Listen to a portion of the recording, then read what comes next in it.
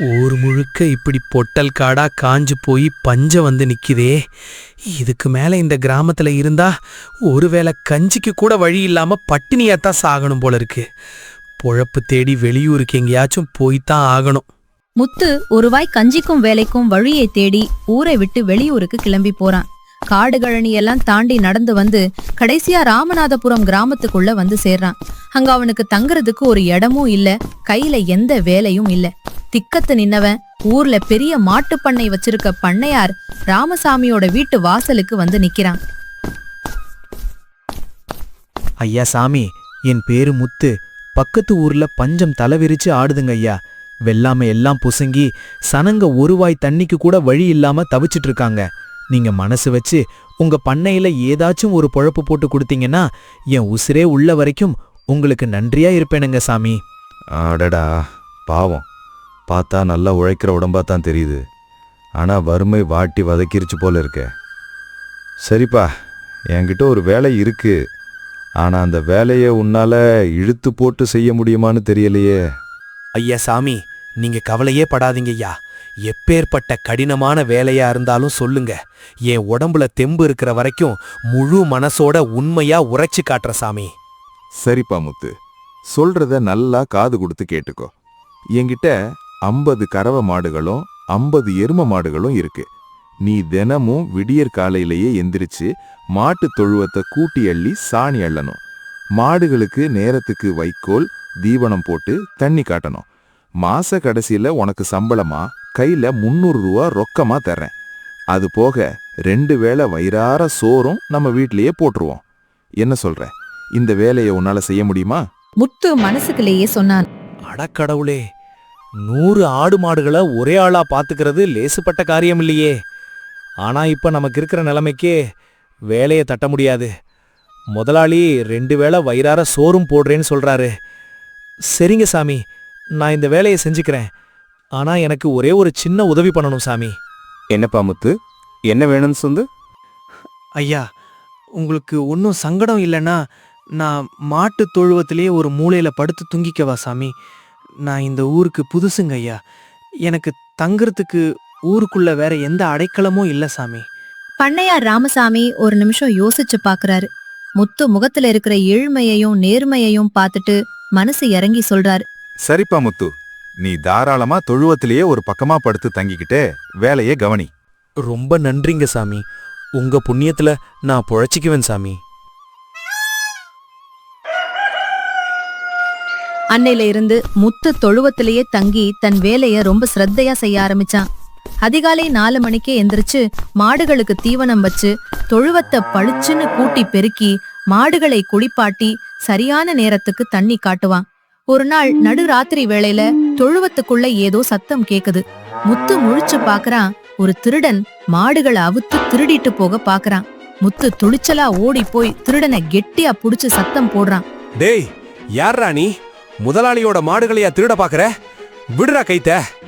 எஜமா, எஜமா, சீக்கிரம் ஓடி வாங்க, தொழுவத்துல திருடம் பூந்துட்டான். ராமசாமி கையில் கம்போடு பதறி ஓடி வந்து சொன்னாரு. டே, என்னடா சத்தம்? முத்து, என்னப்பாச்சு? ஐயா, இந்த திருடன் நைஸா மாட்டை அவுத்துட்டு போக பார்த்தான் சாமி. நான் கையும் களவுமா புடிச்சிட்டேன் பாருங்க. அடே திருட்டு நாயே, எங்கிட்டயே கைவரிசைய காட்டுறியா? ஓடி போயிரு. முத்து, உன் உசிரையும் பொருட்படுத்தாம என் சொத்தை காப்பாத்திட்டப்பா. உன்ன மாதிரி ஒரு விசுவாசமான ஆளை நான் இதுவரைக்கும் பார்த்ததே இல்ல. மறுநாள் காலையில பண்ணையார் ராமசாமி முத்துவ கூப்பிட்டு மனசார பாராட்டி பேசுறாரு. முத்து, நீ பாக்குற வேலைய பார்த்து எனக்கு ரொம்ப திருப்தியா இருக்குப்பா. மாடுகளை எல்லாம் கண்ணும் கருத்துமா பாத்துக்கிற. நீ வந்த பின்னாடி பாலும் நல்ல தாராளமா கறக்குது. பாலோட தரமும் ரொம்ப கூடியிருக்கு. அதனால இன்னையிலிருந்து உன்னோட மாச சம்பளத்தை 800 ரூபாயா ஏத்தி கொடுக்கறேன், வச்சுக்கோ. ஐயா சாமி, ரொம்ப நன்றிங்க ஐயா. உங்க தயவால என் கஷ்டமெல்லாம் கொஞ்சம் கொஞ்சமா தீருதுங்க சாமி. நாட்கள் இப்படியே போயிட்டு இருந்துச்சு. முத்து தன் கடுமையான உழைப்பால கொஞ்சம் கொஞ்சமா காசு சேர்த்து வச்சான். ஒரு 4 வருஷம் ஓடுனதுல அவன் கையில நல்லா காசு சேர்ந்துருச்சு. அந்த காசை வச்சு ஊர் ஓரத்துல சொந்தமா ஒரு சின்ன ஓட்டு வீட்டை கட்டி முடிச்சான். அப்பாடி, இத்தனை வருஷமா மாட்டு தொழுவத்திலேயே படுத்து படுத்து மூக்குல அந்த சாணி நாத்தமே ஊறி போச்சு. ஆண்டவன் புண்ணியத்துல இனிமேல் என் சொந்த வீட்ல நிம்மதியா கண்ணை மூடி தூங்கலாம். அதுக்கப்புறம் முத்து காலையில பண்ணைக்கு வேலைக்கு வருவான். சாயங்காலம் வேலை முடிஞ்சு பண்ணையார் வீட்ல 2 வேளை சாப்பிட்டுட்டு ராத்திரி நிம்மதியா தன் வீட்டுக்கு போய் படுத்து தூங்குவான். வருஷங்கள் உருண்டோடிட்டே இருந்துச்சு. முத்துவின் கடுமையான உழைப்பால அவன்கிட்ட ஒரு கணிசமான தொகை சேமிப்பா இருந்துச்சு. ஒரு நாள் காலையில முத்து பண்ணையார் ராமசாமி கிட்ட போய் ஒரு தயக்கத்தோட பேசுறான். சாமி, இப்பெல்லாம் ஊருக்குள்ள திருட்டு பயம் ரொம்ப அதிகமாயிடுச்சுங்க ஐயா. ராத்திரி நேரத்துல ஆள் நடமாட்டம் இல்லாத வீடா பார்த்து பூட்டை உடைச்சு தூக்கிட்டு போயிடுறாங்க. நான் இத்தனை வருஷமா கஷ்டப்பட்டு சேர்த்த காசு கொஞ்சம் வீட்ல இருக்குங்க சாமி. பகல் முழுக்க நான் பண்ணையிலேயே கிடைக்கிறேன். ராத்திரி மட்டும்தான் வீட்டுக்கு போறேன்.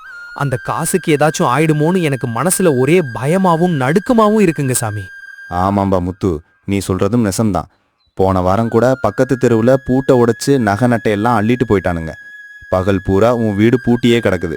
திருடன் கண்ணுல பட்டா அம்புட்டும் போயிடும். ராமசாமி கொஞ்ச நேரம் தலைய சொரிஞ்சு யோசிச்சுட்டு முத்து கிட்ட சொல்றாரு. முத்து, இந்த ஊர்ல காசை பத்திரமா வைக்கணும்னா ஒரு இடம் இருக்குப்பா. நம்ம ஊர் பெரிய மனிதர் முத்தையா ஐயா இருக்கார்ல, அவரு பெரிய வசதியானவர். அவரு வீட்ல காவலுக்கு 4 ஆளுங்க எப்பவும் நின்னுட்டே இருப்பாங்க. அவர்கிட்ட கொடுத்து வச்சா காசுக்கு எந்த ஆபத்தும் வராதுன்னு ஊர்ல 4 பேரு பேசிக்கிட்டாங்க. நீ வேணும்னா அவர் வீட்ல கொண்டு போய் வச்சுக்கலாமே. அப்படியா சொல்றீங்க சாமி? முத்தையா ஐயா பத்திரமா பாத்துக்குவாரா? ஆமாம்பா, ஊர்ல பெரிய மனுஷன்னு பேரு வாங்கி வச்சிருக்காரு. வீட்லயும் ஆள் அதிகம். திருடன் பயம் அங்க இருக்காது. நீயே நேர்ல போய் பேசிப்பாரு. சரிங்க சாமி, நீங்க சொன்ன மாதிரியே நான் இன்னைக்கே அவர்கிட்ட போய் பேசி என் காசை பத்திரமா ஒப்படைச்சிட்டு வந்துடுறேன் சாமி. அன்னைக்கு மதியம் வேலை முடிஞ்சதும் முத்து முத்தையாவின் பெரிய வீட்டுக்கு போறான். ஏய், யார்ரா நீ? என்ன வேணும்னு உள்ள பூந்து வர்ற? அங்கேயே நில்லு. அண்ணா, நான் பண்ணையார் ராமசாமி ஐயா பண்ணையில வேலை பார்க்கற முத்துக்கண்ணுங்கண்ணே. பெரிய ஐயாவை பார்த்து ஒரு அவசர விஷயமா பேசணும்னே. அவர்கிட்ட உனக்கு என்னடா வேலை? என்ன விஷயமா வந்திருக்கேன்னு ஒழுங்கா சொல்லு. இல்லண்ணே, என்கிட்ட இருக்கிற கொஞ்சம் சேமிப்பு காசை ஐயா கிட்ட பத்திரமா கொடுத்து வைக்கலான்னு வந்தேன்னுங்க. அப்படியா சங்கதி? சரி, உள்ள போ. ஐயா திண்ணையில தான் உட்கார்ந்திருக்காரு. வணக்கமுங்க ஐயா சாமி. என் பேரு முத்துங்க. ராமசாமி ஐயா பண்ணையில பல வருஷமா மாடுகளை பாத்துக்கிற வேலை செய்யறனுங்க ஐயா. சொல்லுப்பா முத்து, என்ன விஷயம்? உன்னை முன்ன பின்ன இங்க பார்த்ததில்லையே. சாமி, ஊருக்குள்ள திருட்டு பயம் அதிகமாயிடுச்சுங்க ஐயா. நான் இத்தனை வருஷமா ராப்பகலா உழைச்சு சேர்த்து வச்ச காசு கொஞ்சம் இருக்குங்க. வீட்ல வச்சிருக்க பயமா இருக்கு. ஊர்ல நீங்க பெரிய தர்மவா நாணயமான மனுஷன்னு சொன்னாங்க. அதான் என் காசை உங்ககிட்ட கொடுத்து வச்சா பாதுகாப்பா இருக்குமேன்னு வந்தேனுங்க சாமி. முத்தையா ஆசையோடு கண்ணை விரித்து சொன்னாரு. அப்படியா? எவ்வளவு காசு வச்சிருக்கப்பா? சாமி, ஒரு 6000 ரூபாய் வரைக்கும் இருக்குங்க. அடேங்கப்பா, இந்த காலத்துல 6000 ரூபாய்ங்கிறது சாதாரண விஷயம் இல்லையே. ஆமாங்க சாமி, ஏன் உழைப்பு காசுங்க ஐயா. நீங்க தான் இத கொஞ்ச காலத்துக்கு உங்க கையில வச்சு பாதுகாத்து தரணும் சாமி. முத்தையா மனசுக்குள் நரித்தனமான புன்னகையோடு சொன்னாரு. தம்பி முத்து, நீ சரியான ஆளுகிட்ட தான் வந்திருக்க.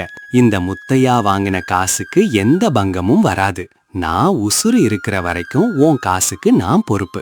நீ தைரியமா என்கிட்ட கொடுத்துட்டு நிம்மதியா தூங்கு. நான் பாத்துக்கிறேன். முத்து மடியில முடிஞ்சு வச்சிருந்த பண முடிச்ச எடுத்து முத்தையா கிட்ட நீட்டுறான். சாமி, இதுல சரியா 5800 ரூபாய் இருக்குங்க ஐயா. எண்ணி பாத்துக்கோங்க சாமி. என்னப்பா நீ? ராமசாமி பண்ண ஆளுங்க மேல எனக்கு இல்லாத நம்பிக்கையா? என்ன வெல்லம் தேவையில்லை, நீ போயிட்டு வா. ரொம்ப புண்ணியமுங்க சாமி. என் காசு உங்ககிட்ட பத்திரமா இருக்குங்கிற நினைப்பே எனக்கு நிம்மதியா இருக்குங்க ஐயா. போயிட்டு வரணுங்க சாமி.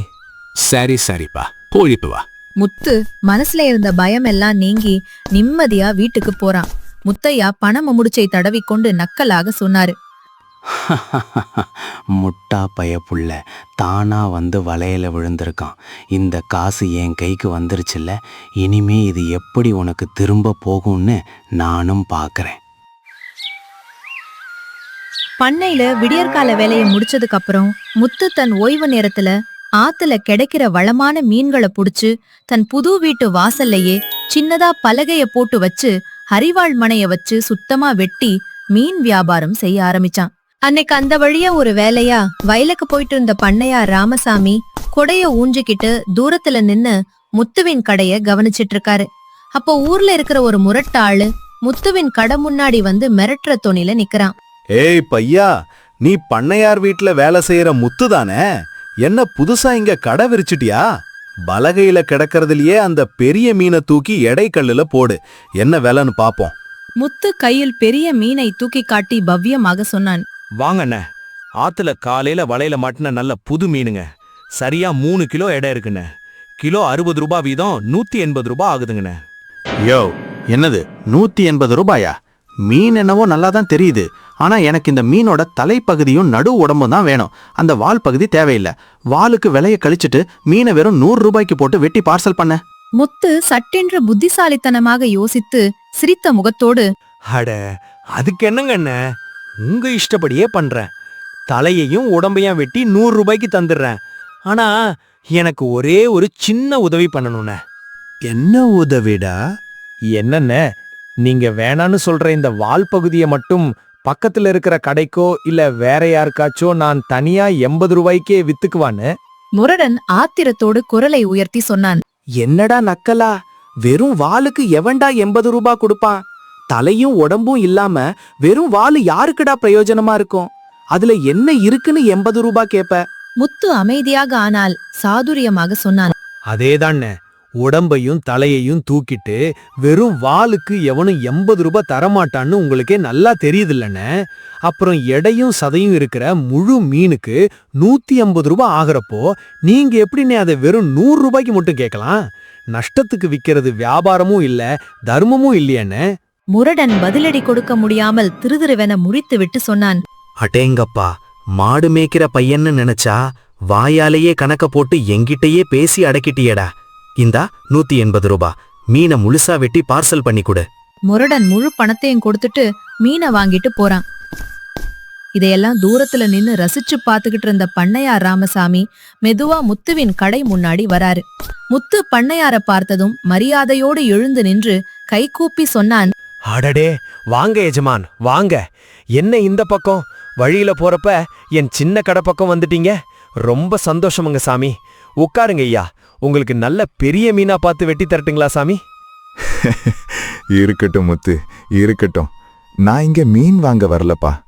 நான் வயலுக்கு போற வழியில நீ அந்த முரடன் கிட்ட பேசின சாதுரியத்தை தான் ஓரமா நின்னு பார்த்துட்டு இருந்தேன். சபாஷ் முத்து, அந்த முரட்டு காலையே உன் சாதுரியமான பேச்சால மடக்கி காசை கறந்துட்டியடா. நம்ம பண்ணையில மாடுகளை கண்ணும் கருத்துமா பாத்துக்கிறது மட்டும் இல்லாம சொந்த வியாபாரத்திலையும் இம்புட்டு புத்திசாலித்தனமா கணக்கு வழக்கு பாக்குறியே. ரொம்ப விவரமான பையன்தான் நீ. ரொம்ப நன்றிங்க எஜமான். உங்க பண்ணையில வேலை பார்க்கறதுனால வந்த தைரியமும் விவேகமும் தாங்க சாமி. உழைக்கிற உழைப்புக்கு நியாயமான காசு கிடைக்கணும் இல்லைங்க ஐயா. அதான் அவர்கிட்ட பக்குவமா எடுத்து பேசின சாமி. ராமசாமி மனதார ஆசீர்வதித்து புன்னகையோடு சொன்னாரு. நல்லா வருவப்பா முத்து. உழைப்பும் நேர்மையும் புத்தியும் இருக்கிற உன்னை எவனாலும் அசைக்க முடியாது. ஓய்வு நேரத்துல புழப்ப நல்லபடியா கவனிச்சு முன்னேறு. நான் வயலுக்கு போயிட்டு வரேன். சரிங்க எஜமான், போயிட்டு வாங்க சாமி. முத்து எப்போதும் போல பண்ணையில முழு மூச்சா வேலை பார்த்துட்டு இருந்தான். காலமும் உருண்டோடி 2 வருஷம் ஓடிருச்சு. ஒரு நாள் பண்ணைக்கு ஒரு நிலத்தரகர் வராரு. தம்பி முத்து, ஆத்தங்கர ஓரமா நல்ல செழிப்பான 2 ஏக்கர் நஞ்சை நில ஒண்ணு அவசர விற்பனைக்கு வந்திருக்குப்பா. ஒரு 6000 ரூபாய் அட்வான்ஸ் கொடுத்தா இன்னைக்கே உனக்கு கேலியம் பேசி முடிச்சிடலாம். நீ கொடுக்கலன்னா வேற ஆளு பணத்தை தூக்கிட்டு வந்துருவான். அடடே, ஆத்தங்கர நஞ்சை நிலமாண்ணே. விவசாயியா சொந்த நிலத்துல உழவு ஓட்டணுங்கிறது என் காலத்து கனவுண்ணே. இதோ ஒரே மணி நேரத்துல முத்தையா ஐயா கிட்ட கொடுத்து வச்ச பணத்தை வாங்கிட்டு வந்து அட்வான்ஸ் தரேன்னே. முத்து சந்தோஷமா முத்தையாவின் வீட்டை நோக்கி போறான். ஐயா சாமி, வணக்கமுங்க. நான் நம்ம ராமசாமி பண்ணை முத்து வந்திருக்கணுங்க சாமி. 2 வருஷத்துக்கு முன்னாடி உங்ககிட்ட பத்திரமா வச்சுக்க சொல்லி 5800 ரூபாய் கொடுத்துனுங்க ஐயா. இப்ப எனக்கு ஒரு நல்ல நஞ்ச நிலம் கிரயம் பண்ண காசு தேவைப்படுதுங்க சாமி. அந்த காசை கொடுத்தீங்கன்னா புண்ணியமா போகுங்க ஐயா. முத்தையா அடையாளம் தெரியாதது போல முகத்தை சுருக்கி சொன்னாரு.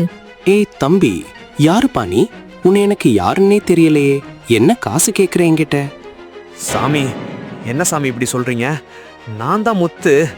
திருட்டு பயமா இருக்குன்னு சொல்லி உங்க காலில் விழுந்து பணத்தை கொடுத்துட்டு போனனே சாமி, ஞாபகம் இல்லையாங்க ஐயா? ஏய், என்கிட்ட ஊர்ல இருக்கிற எத்தனையோ பேரு காசு கொடுப்பாங்க, வாங்குவாங்க. எல்லா கணக்கும் பத்திரம் போட்டு எழுதி வாங்கி தான் செய்வேன்.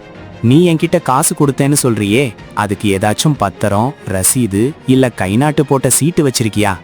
ஆதாரம் இல்லாம வந்து என்கிட்ட கதை விட்டா அவ்வளவுதான். முத்து கண்ணீர் மல்க சொன்னான். சாமி, என்னங்க சாமி அநியாயம் பண்றீங்க? நீங்க பெரிய தர்மவான்னு நம்பி வெறும் வாயால பேசி காசை கொடுத்தனுங்கய்யா. இப்ப பத்திரம் கேக்குறீங்களே, என் ரத்த வேர்வை காசுங்க சாமி. அது காலில் விழுகிற சாமி, என் காசை என்கிட்ட கொடுத்துருங்க ஐயா. ஏய், வாய மூடுடா பரதேசி. நான் நேர்மையான வியாபாரிடா. ஊர்ல யார்கிட்ட வேணா கேட்டுப்பாரு, பத்திரம் இல்லாம எவனாச்சும் காசு கொடுப்பானா? சும்மா வந்து என்கிட்ட ஏமாத்தி காசு பறிக்க பாக்குறியா? இருடா, உனக்கு புத்தி புகட்டுறேன். முத்தையா ஆத்திரமடைந்து உள்ளே இருந்த தன் ஆட்களை கூப்பிடுறாரு. டே மணி, மத்தவனுங்களை கூப்பிடுங்கடா. இந்த நாயை அடிச்சு தெருவுல தள்ளுங்கடா. இவன் உடம்புல தெம்ப அடங்குற வரைக்கும் விளாசுங்கடா. என்கிட்டயே வந்து பித்தலாட்டம் பண்றான். முத்தையாவின் ஆட்கள் தடியை எடுத்து முத்துவை கண்மூடித்தனமா அடிக்கிறாங்க. முத்து அழுது புலம்பி தன் குடிசைக்கு போய் படுக்கிறான். உடம்பெல்லாம் காயங்களும் வீக்கமுமா கிடக்கிறான். முத்துவை அடிச்சு விரட்டிய பிறகு முத்தையா திண்ணையில உட்கார்ந்து தன் காவலாளி மணி கிட்ட பேசுறாரு. அந்த பக்கம் மாட்டுக்கு தீவனம் வாங்க வந்த ராமசாமியின் ஆள் ராஜேஷ் மறைஞ்சு நின்னு இத கேட்டுடுறான். முத்தையா நக்கலாது சிரித்து கொண்டே சொன்னாரு. பாத்தியாடா மணி, எங்கிட்டயே வந்து காசை திருப்பி கேக்குறான். எழுத்துப்பூர்வமா ஒரு பத்திரமும் சீட்டும் இல்லாத வரைக்கும் எவனாலையும் எங்கிட்டேருந்து ஒரு பைசாவை கூட புடுங்க முடியாதுடா. இந்த மாதிரி ஏமாளி பயலுக காசை அமுக்கிதான் நாம இந்த மாளிகையை கட்டியிருக்கோம். சரியா சொன்னீங்க எஜமான். அந்த பரதேசி பையன் இனிமே நம்ம வீட்டு பக்கம் எட்டி பார்க்கவே பயப்படுவான். ராஜேஷ் மனசுக்குள் ஆத்திரத்தோடு சொன்னான். அடப்பாவி முத்தையா, ஊர்ல பெரிய மனுஷன்னு பேரு வச்சுக்கிட்டு ஏழை முத்து அண்ணனோட ரத்த வேர்வை காசையா அமுக்குன? இரு, பண்ணையார்கிட்ட போய் எல்லா உண்மையும் போட்டு உடைக்கிறேன். அடிப்பட்ட வலியில 2 நாளா முத்துவால படுக்கையை விட்டு எந்திரிக்க முடியல. பண்ணை வேலைக்கும் போக முடியல. ராஜேஷ் சொன்ன தகவலோட பண்ணையார் ராமசாமி பதறிப்போய் முத்துவின் குடிசைக்கு நேர்ல வர்றாரு.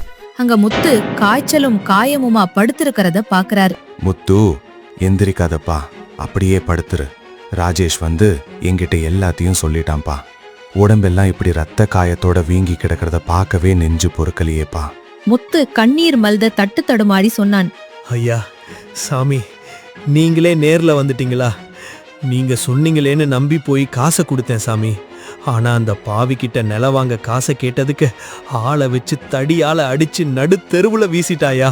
அட பாவமே, அவன் இம்புட்டு பெரிய நயவஞ்சகனா இருப்பான்னு நான் கனவுல கூட நினைக்கலையேப்பா. நீ ரத்தம் சிந்தி சேர்த்த காசை ஏமாத்திட்டு நியாயம் கேட்டதுக்கு இந்த அளவுக்கு உன்னை அடிச்சு கொடுமைப்படுத்தியிருக்கானே. முத்து, என்னை மன்னிச்சிருப்பாப்பா. அவனோட உண்மை முகம் தெரியாம உன்னை அவங்கிட்ட போக சொன்னது ஏன் தப்புதான்ப்பா. ஐயா சாமி, நீங்க என் நல்லதுக்கு தானே சொன்னீங்க. இது அந்த பாவியோட பேராசைங்கய்யா. என் காசு எனக்கு கிடைக்காம போயிருச்சே சாமி, நான் என்ன பண்ணுவேன்? முத்து, நீ கவலைப்படாத. அந்த நரிக்கு எப்படி பாடம் புகட்டணும்னு எனக்கு ஒரு நல்ல யோசனை தோணுது. உன் காசை அவன்கிட்ட இருந்து எப்படி மீட்டெடுக்கணும்னு நான் பாத்துக்கிறேன். ராமசாமி முத்துக்கிட்ட தன் யோசனைய ரகசியமா சொல்றாரு. சரிங்க சாமி, நீங்க சொல்றபடியே செய்யறேன். அந்த ஆண்டவன் தான் இதுக்கு துணை நிக்கணும். மறுநாள் காலையில பண்ணையார் ராமசாமி ஒரு பெரிய பெட்டியில கட்டுக்கட்டா பணத்தை நறுப்பிக்கிட்டு பந்தாவா முத்தையாவ வீட்டுக்கு போறாரு. முத்தையா திண்ணையிலிருந்து எழுந்து பவ்யமாக பேசுறான். அடடே, வாங்க பண்ணையாரே, என்ன இந்த பக்கம்? என் வீட்டுக்கு உங்க கால் பட்டதே நான் பண்ணுன பாக்கியம். வாங்க வாங்க, உட்காருங்க. வணக்கமுங்க முத்தையா ஐயா, உங்களை தொந்தரவு பண்ண வந்துட்டேன். ஒன்றும் இல்லை, நான் அடுத்த மாதம் வடநாட்டுக்கு போய் பெரிய அளவில் மாட்டு வியாபாரம் பண்ணலான்னு இருக்கேன். கையில் ஒரு 50,000 ரூபாய் ரொக்கமாக வச்சிருக்கேன். இந்த பணத்தை வீட்டில் வச்சுட்டு போனால் திருட்டு போயிடுமோன்னு எனக்கு ஒரே பயமாக இருக்கு. உங்கள் நாணயத்தை பற்றி ஊரில் எல்லாரும் பேசிக்குவாங்க. அதான் நான் வியாபாரம் முடிஞ்சு வர்ற வரைக்கும் இந்த பணப்பெட்டியை உங்ககிட்டயே பத்திரமா வச்சுக்க கொடுக்கலான்னு வந்தேன். உங்களை விட்டா இந்த ஊர்ல வேற யாரை நம்புறது? முத்தையா கண்களில் பேராசை மின்ன பணப்பெட்டியை பார்த்தபடி சொன்னாரு. அட பண்ணையாரே, இதுக்கு போய் இவ்வளவு தயங்குறீங்களே. இந்த முத்தையா இருக்கும்போது உங்களுக்கு என்ன கவலை? 50,000 ரூபாய் என்ன, 5 லட்சம் கொடுத்தாலும் பத்திரமா பாத்துக்குவேன். நீங்க நிம்மதியா வடநாட்டுக்கு வியாபாரத்துக்கு போயிட்டு வாங்க. ஆனா முத்தையா மனசுக்குள்ளேயே சொன்னாரு. ஆஹா, இன்னைக்கு பெரிய திமிங்கலமே தானா வந்து சிக்கிடுச்சு. 50,000 ரூபாய் ஒரேடியா கைக்கு வரப்போகுது. இத மட்டும் அமுக்கிட்டா நாம தான் இந்த சீமைக்கே பெரிய பணக்காரன். அவங்க 2 பேரும் பேசிட்டு இருக்கும் போதே திட்டமிட்டபடி முத்து அங்க வந்து சேர்றான். முத்தையா முத்துவ பார்த்ததும் ராமசாமி முன்னாடி தன் நாணயத்தை காட்ட வேண்டும் என்று அன்பா முத்துவிடம் பேசினாரு. அடே முத்து, வாப்பா வா. நல்ல வேளை நீயே இங்க வந்துட்ட. நான் உன் வீட்டுக்கே ஆள் விட்டு கூப்பிடலான்னு இருந்தேன்பா. அன்னிக்கு ஏதோ கணக்கு பார்க்குற அவசரத்துல உன்னை சரியா கவனிக்காம அடையாளம் தெரியாம போச்சுப்பா. என் ஆளுங்களும் ஏதோ தப்பா நினைச்சு உன் மேல கை வச்சுட்டானுங்க. நான் ரொம்ப நாணயமானவன்டா. இந்தா, நீ கொடுத்து வச்ச 5800 ரூபாய் அப்படியே இருக்கு, வாங்கிக்கோ. முத்தையா தன் பெட்டியிலிருந்து 5800 ரூபாயை எடுத்து முத்துவின் கையிலில் நீற்றாரு. முத்து, அன்னைக்கு என் ஆளுங்க பண்ண தப்புக்கு என்னை மன்னிச்சிருப்பா. அவனுங்களை இன்னைக்கே நான் வேலையை விட்டு தூக்குறேன். நீ பணத்தை பத்திரமா எடுத்துட்டு போப்பா. முத்து பணத்தை வாங்கிக்கிட்டு ஒத்த வார்த்தை கூட பேசாம மனசுக்குள் கும்பிடு போட்டுட்டு அங்கிருந்து கிளம்பி போறான். அடாடா முத்தையா ஐயா, நீங்க உண்மையிலே ரொம்ப உத்தமமான மனுஷன்தான் ஐயா. கொடுத்த வாக்கை எப்பேற்பட்ட நிலைமையிலையும் காப்பாத்திட்டீங்களே. சரிங்க ஐயா, என் 50,000 ரூபாய் பெட்டியையும் உங்ககிட்டயே கொடுத்துட்டு போயிடுறேன்.